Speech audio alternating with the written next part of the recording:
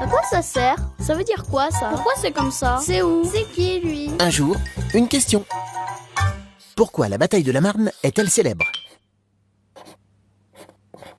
Cette bataille est célèbre parce qu'elle a changé le déroulement de la Première Guerre mondiale entre 1914 et 1918. Elle a eu lieu dans la région de la Marne, près de Paris, en septembre 1914, un mois après le début de la guerre.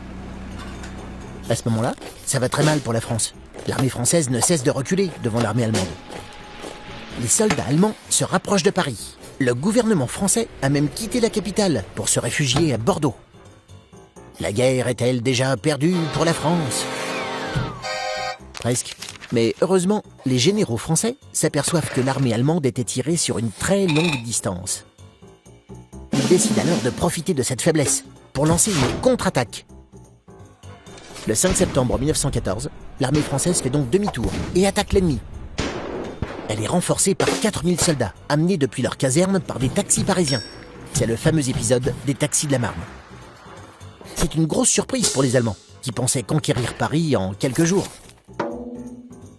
Pendant une semaine, plus de 2 millions d'hommes s'affrontent dans la vallée de la Marne. Les Allemands reculent et s'enterrent dans des tranchées, dans le nord de la France. Leur plan de guerre très rapide est un échec. Commence alors une nouvelle guerre, la guerre des tranchées, qui va tuer plus de 3 millions de soldats, avant la défaite de l'Allemagne. Tu te poses des questions? Nous, on y répond.